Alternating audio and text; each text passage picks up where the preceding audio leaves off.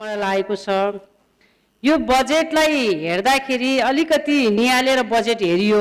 Budget हेर्दाखेरि चाहिँ अब यो जनसङ्ख्या बढेको हिसाबले जनसङ्ख्या बढेको क्षेत्रमा भन्दा जनसङ्ख्या घट्दै गएको क्षेत्रमा चाहिँ बजेटको भोल्युम अलि बेसी भएको हो कि भन्ने मैले देखेँ अध्ययन गर्दाखेरि।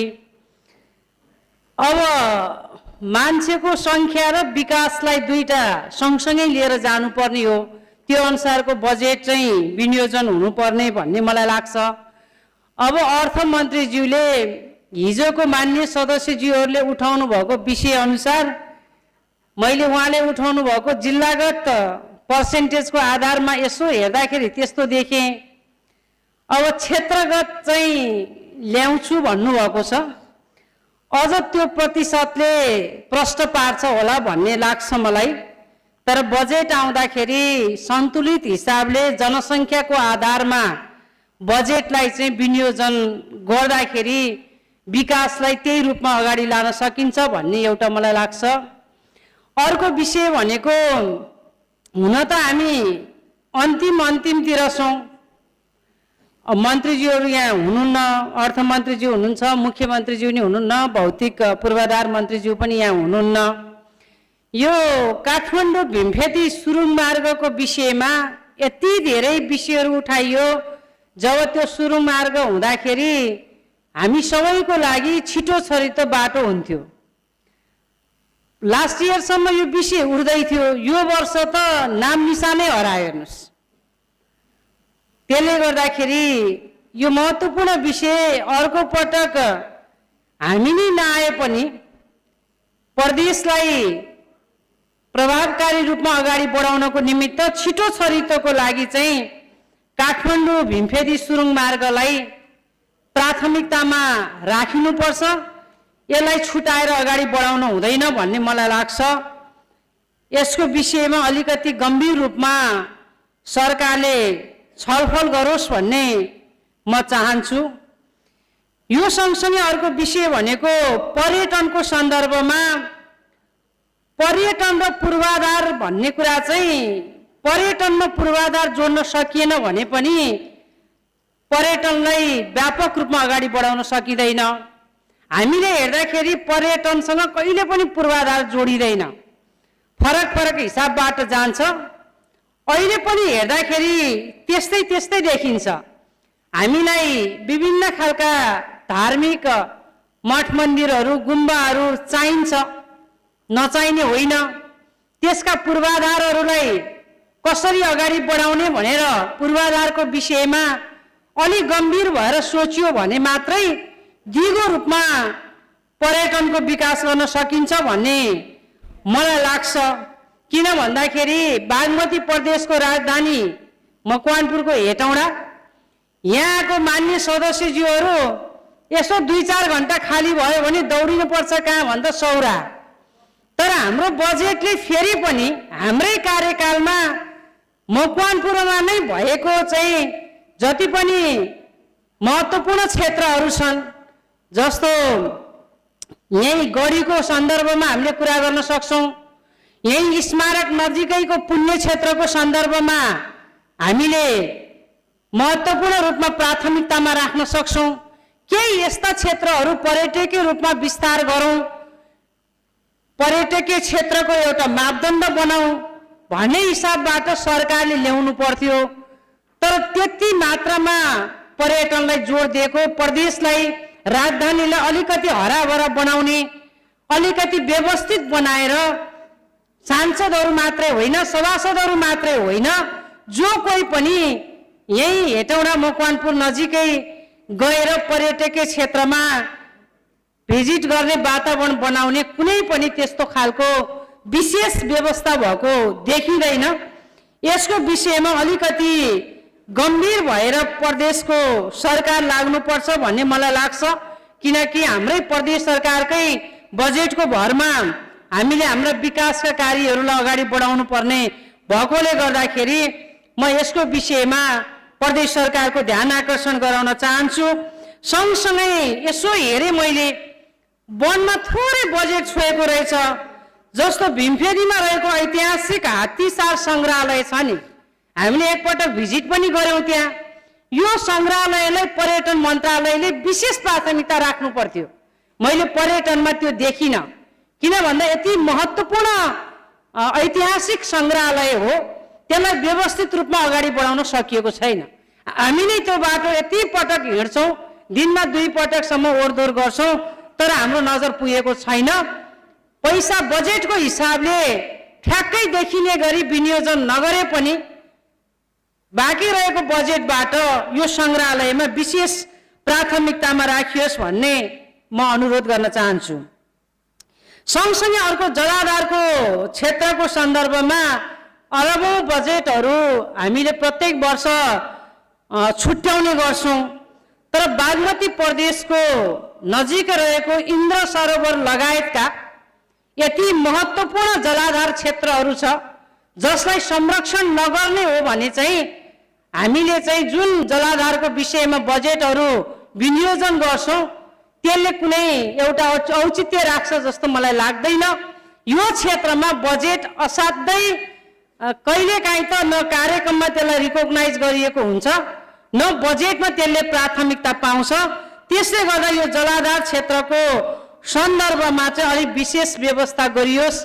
मैले खानेपानी मन्त्रीज्यूलाई अघि पनि कुरा गरेको थिएँ, यो सबै विषयहरू जस्तो वनसँग सिंचाइसँग जोडिएको विषय, वातावरणसँग जोडिएका विषयहरूको सन्दर्भमा चाहिँ अलिकति अन्तर मन्त्रालयको बीचमा पनि छलफल गरेर यहाँहरूले बजेट चाहिँ प्रस्ताव गर्नुभयो भने त्यसले चाहिँ विकासको एउटा आधारहरूलाई स्थापित गर्न सक्छ भन्ने मलाई लाग्छ। त्यसले गर्दाखेरि यसको विषयमा अलिकति व्यवस्थित रूपमा अगाडि बढ्नको लागि बजेटमा पुनर्विचार गरियोस् भन्ने म यहाँहरूको बीचमा राख्न चाहन्छु।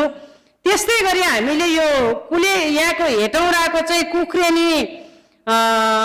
कुख्रेनी र राप्तीको खोलाबाट हामीले सिंचाइको जुन व्यवस्थापन गर्न सक्थ्यौँ त्यसको विषयमा हामीले धेरै पटक कुरा गऱ्यौँ।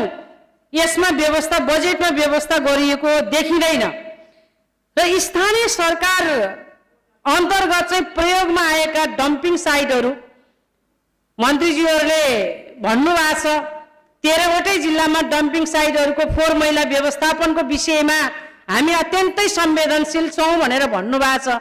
हाम्रै प्रदेश राजधानी नजिकै रहेको राप्ती खोला अगाडिको डम्पिङ साइटलाई व्यवस्थापन कसरी गर्ने, तत्कालै त्यो फोहोरलाई व्यवस्थापन गर्नुपर्ने बाध्यता हामीसँग छ।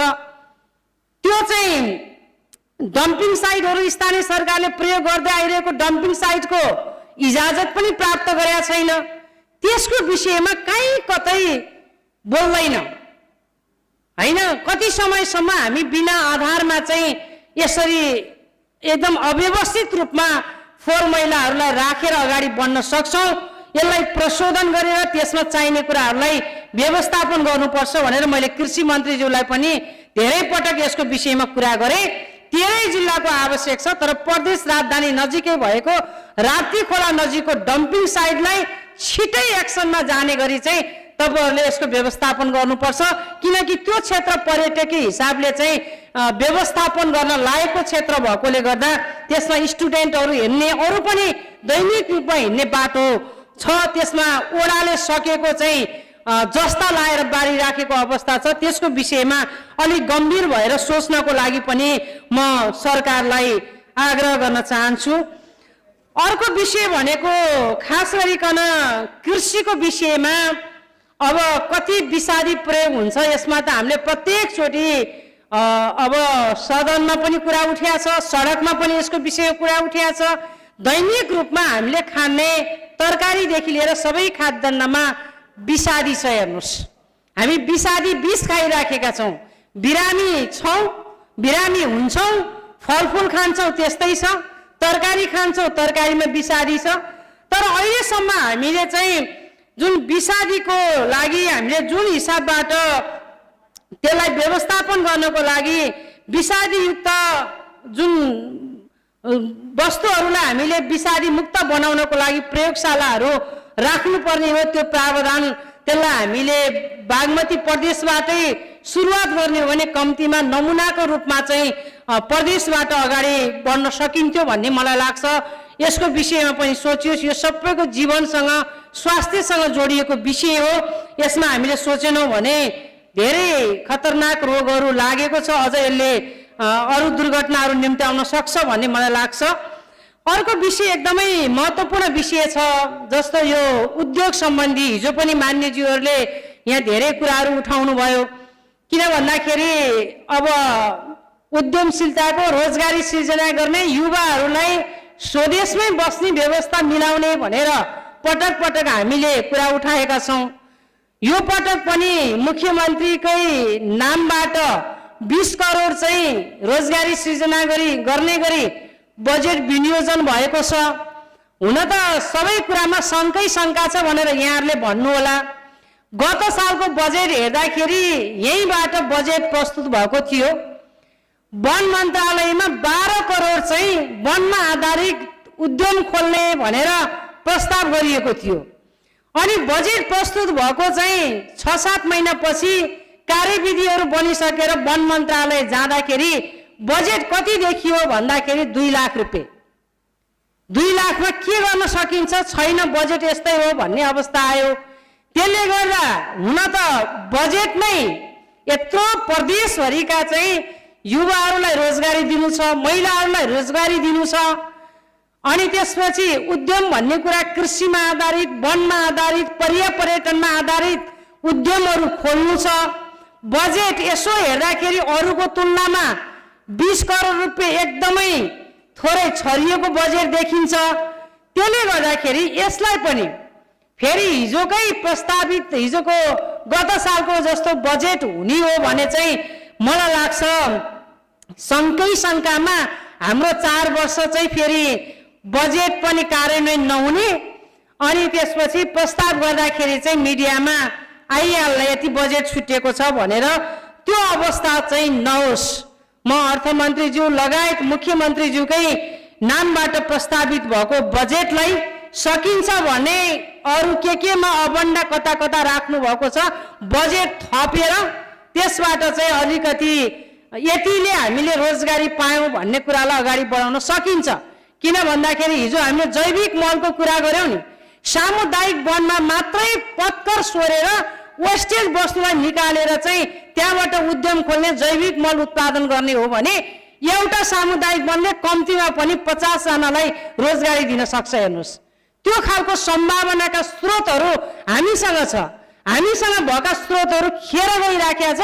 तर हाम्रा टेक्नोलोजीमा सपोर्ट गर्ने, ट्रेनिङमा सपोर्ट गर्ने, नलेजहरू ट्रान्सफर गर्ने कुरामा बजेटहरू चाहिँ अलिकति थोरै हुँदै जाने भएकोले गर्दाखेरि हामीले कतै चाहिँ यी समस्याहरू खडा हुन्छ कि भन्ने लाग्छ। मैले यो सँगसँगै अब बजेटको अरू कुराहरू छन्, थुप्रै विषयहरू छ। तर मान्य मन्त्रीज्यूहरूलाई अघि पनि मान्य सदस्यज्यूहरूले भन्नुभयो अलिकति विभेदकारी हिसाबबाट, लैङ्गिक हिसाबमा विभेद भएको लैङ्गिक सामाजिक समावेशीकरणको मुद्दा त हामी लडिराखेका थियौँ।